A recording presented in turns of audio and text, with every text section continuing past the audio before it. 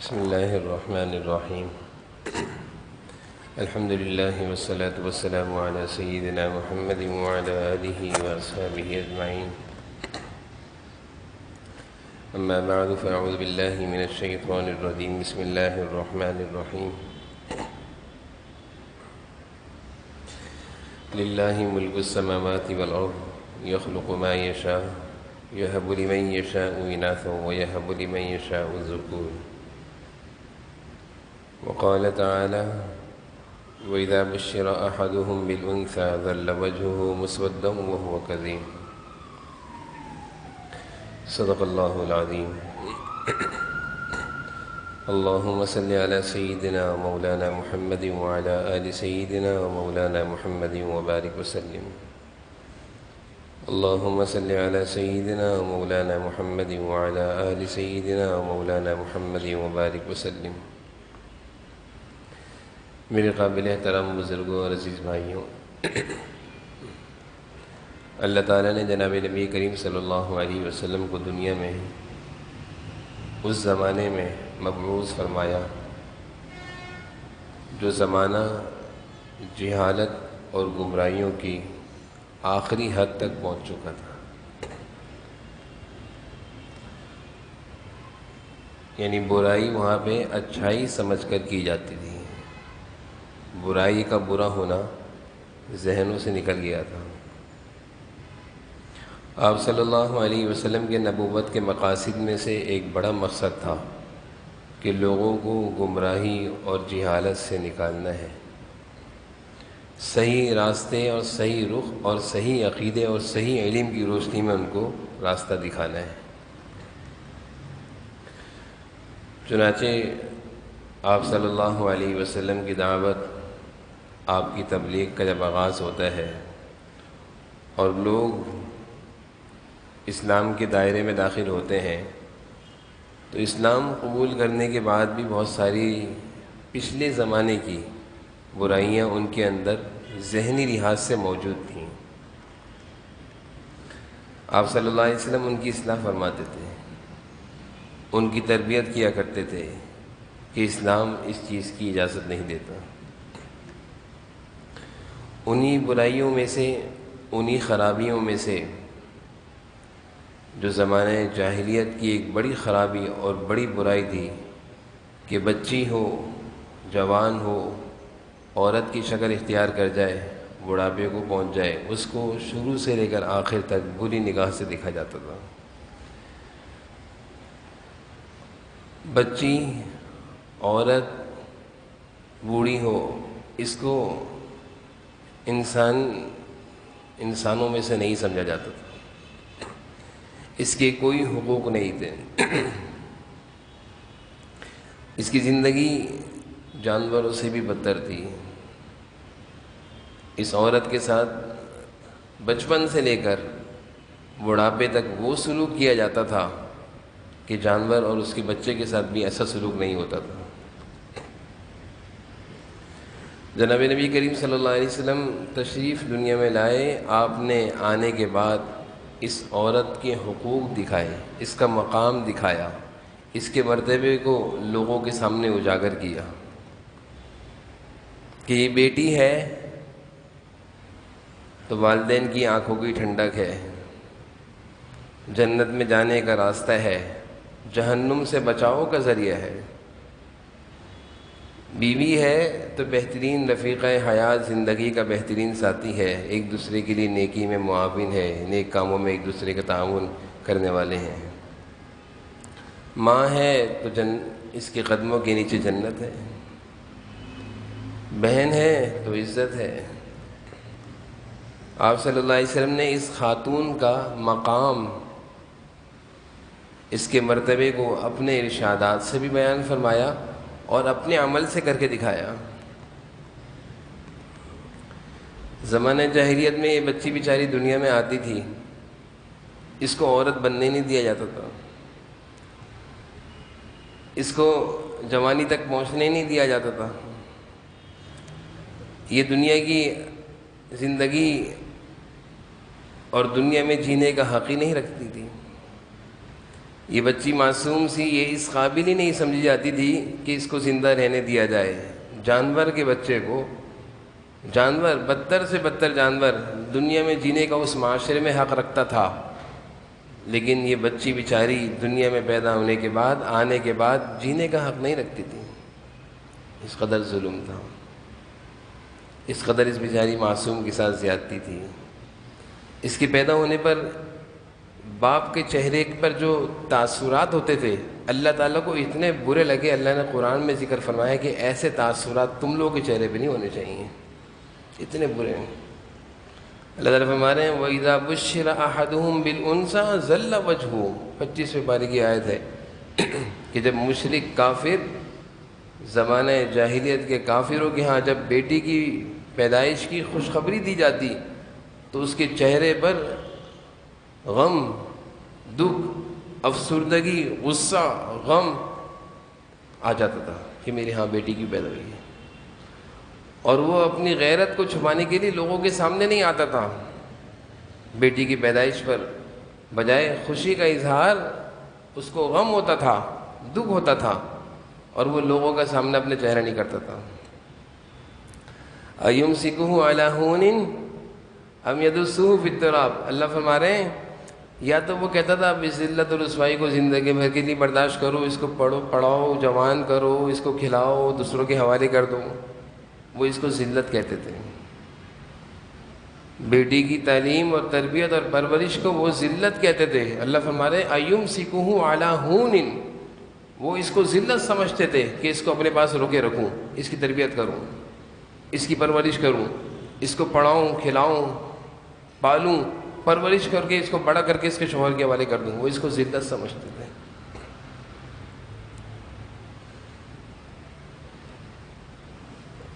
ام يدسه فی التراب، یا وہ اس کو آسان سمجھتے تھے کہ اس کو زمین میں زندہ درگور کر دوں۔ ذلت اور رسوائی سے بچنے کے لیے وہ بچی معصوم کو زمین میں زندہ درگور کرنے کو آسان سمجھا کرتے تھے۔ یہ زمانہ جاہلیت کی تصویر بیان کر رہا ہوں۔ بیٹی کے ہونے پر وہ خوشی اور مبارکبادی کو معیوب سمجھا کرتے تھے۔ دعوتوں کا کرنا، مٹھائیوں کا بانٹنا، مبارکبادی کا دینا بیٹی کی پیدائش پر ان کے ہاں یہ رواج نہیں تھا زمانہ جاہلیت میں۔ اور آج افسوس ہے یہ پڑھا لکھا معاشرہ، اس معاشرے میں مسلمانوں کا رہن سہن، حضور صلی اللہ علیہ وسلم سے عشق کے دعوے، اپنے نبی کی تعلیم پر عمل کرنے والے، آج اس معاشرے میں بھی ایسا ہی کچھ ہو رہا ہے کہ بچی کی پیدائش پر دکھ اور غم اور طلاق کی دھمکیاں اور بیوی پر کوسنا، تانے دینا کہ تم منحوس ہے، اس کا کیا قصور ہے؟ اللہ فرماتے ہیں یَهَبُ لِمَن یَشَاءُ اِنَاثًا، اللہ تعالیٰ فرماتے ہیں یَهَبُ لِمَن یَشَاءُ اِنَاثًا وَيَهَبُ لِمَن یَشَاءُ الذُّکُورَ، ہماری مرضی ہے، ہم جس کو چاہیں بیٹی دیں، جس کو چاہیں بیٹا دیں۔ اَوْ يُزَوِّجُهُمْ ذُكْرَانًا وَإِنَاثًا، کسی کو ہم بیٹے اور بیٹی دونوں دے دیتے ہیں، وَيَجْعَلُ مَن يَشَاءُ عَقِيمًا، اور کسی کو کچھ بھی نہیں دیتے۔ تو اللہ کا نظام ہے، اس میں عورت کا کیا قصور ہے؟ اور اس معصوم بچی دنیا میں آئی ہے، اس کا کیا قصور ہے؟ اس کی آمد پر تو رحمتوں کے دروازے، رحمتیں برس رہی ہیں، روزی کے دروازے کھل رہے ہیں۔ جس گھر میں بیٹی کی پیدائش ہو اس کو اندازہ نہیں ہے، دین سے دوری کا نتیجہ ہے، اور دنیا داری میں گھومنے پھرنے سے یہ ذہنوں پر یہ تصور آ گیا ہے کہ بیٹی کی پیدائش پر خوشی نہیں ہوتی۔ وہ سمجھتے ہیں بیٹا ہوگا تو سہارا بنے گا، بیٹا ہوگا تو کام اور کاروبار چلائے گا، بیٹا ہوگا تو میرا نسب چلے گا۔ لیکن آج دنیا دیکھ رہی ہے کہ بیٹے اتنی اذیت دیتے ہیں کہ بیٹیاں اذیت ہی نہیں دیتی ہیں۔ بیٹوں سے والدین کو اذیتیں ملتی ہیں، بڑے کم، بہت کم اولاد ہوتی ہے بیٹوں میں جو والدین کے لیے سعادت مند اور آنکھوں کی ٹھنڈک بنتی ہے۔ بیٹیاں سہارا بھی بنتی ہیں، دلاسا بھی دیتی ہیں، غم خواری میں شامل بھی ہوتی ہیں، ماں باپ کے آنسو بھی پونچھتی ہیں۔ تو الٹا معاشرہ دوبارہ اسی طرح چل پڑا ہے۔ یعنی ایک نہیں کئی نہیں کتنے ایسے آتے ہیں بیٹے کی ولادت کی تو خوشی بھی ظاہر کرتے ہیں، مٹھائی کا ڈبہ بھی لا کر دے دیتے ہیں، بیٹی کی ولادت کا پتہ بھی نہیں چلتا کہ ولادت ہوئی ہے یا نہیں ہوئی ہے گھر میں. اندازہ نہیں ہے کہ یہ بچی جب دنیا میں آتی ہے تو اس کے آنے سے کتنے والدین کے لیے اللہ تعالیٰ کی طرف سے پیغامات، خوشخبریاں، رحمتوں کا نزول، اندازہ نہیں ہے. پھر دنیا کی نگاہ سے دیکھتے ہیں کہ میرے کام نہیں آئے گی، دوسروں کے حوالے کرنی ہوگی.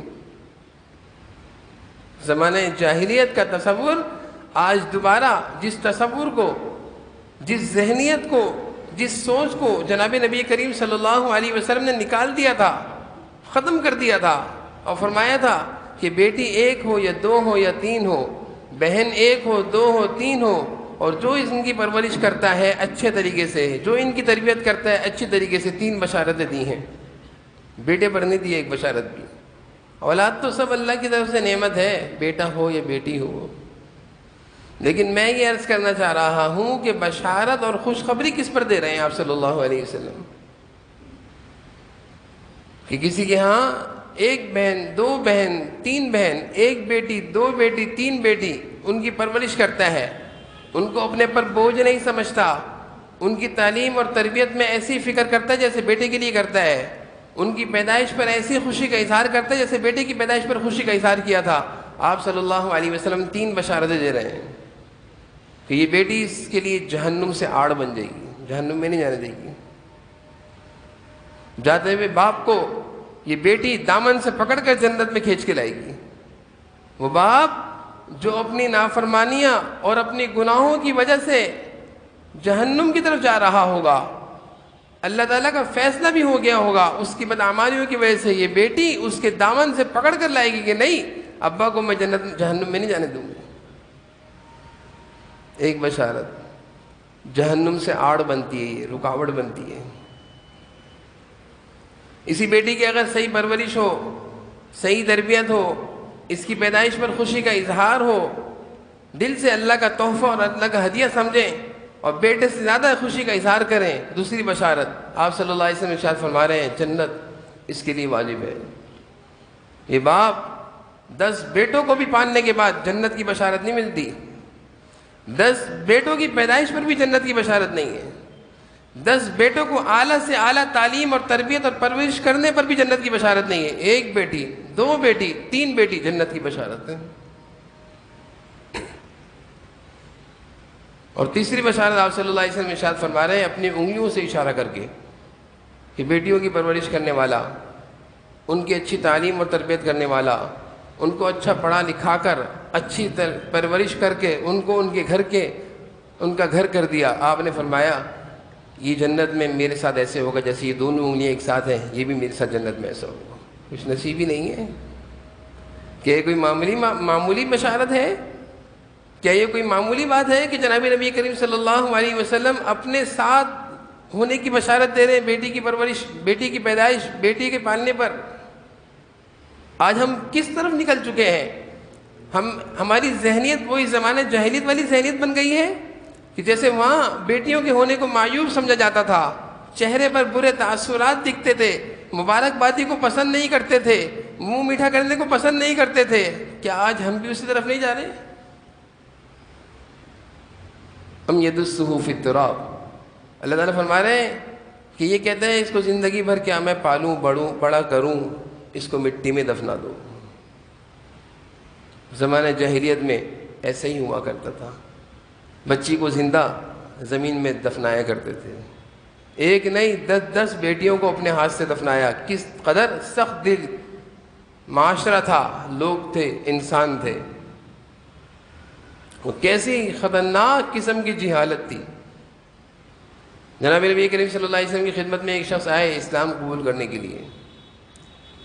زمانہ جاہلیت کے حالات سنانے لگے کہ اللہ کے رسول اتنا سخت دل تھا کہ 10 بیٹیوں کو میں نے اپنے ہاتھ سے زندہ درگور کیا ہے. آپ نے فرمایا کسی ایک بیٹی کا تو واقعہ سناؤ.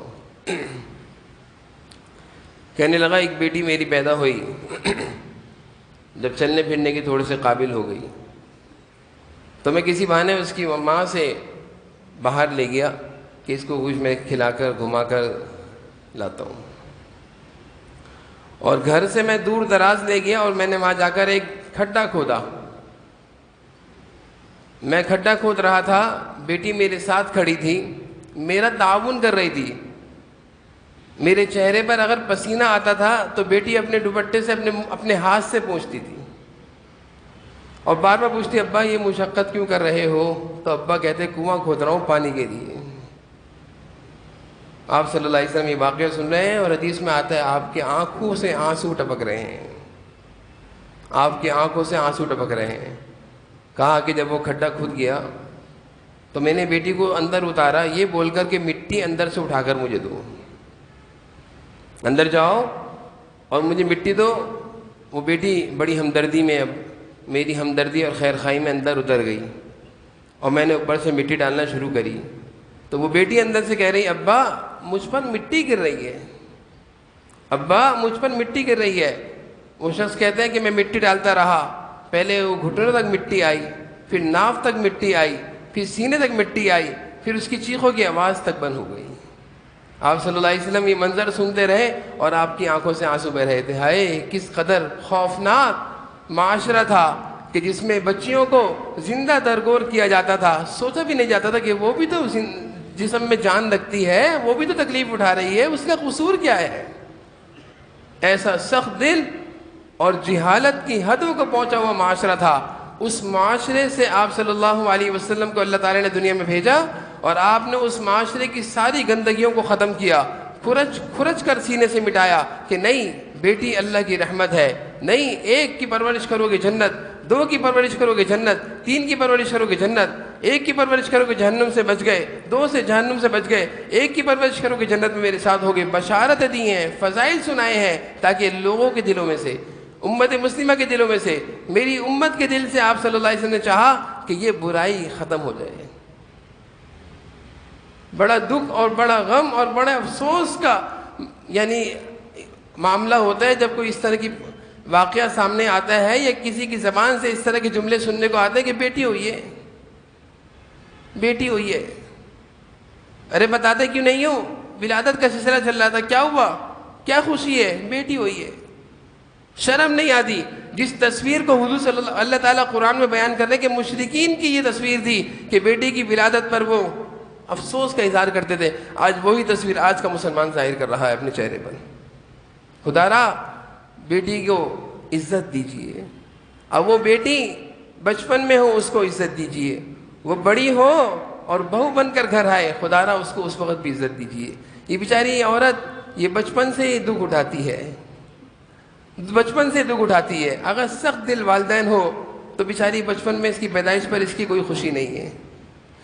بچے کے لیے تو کپڑے دو سلیں گے، اس کے کپڑے بھی نہیں سلتے.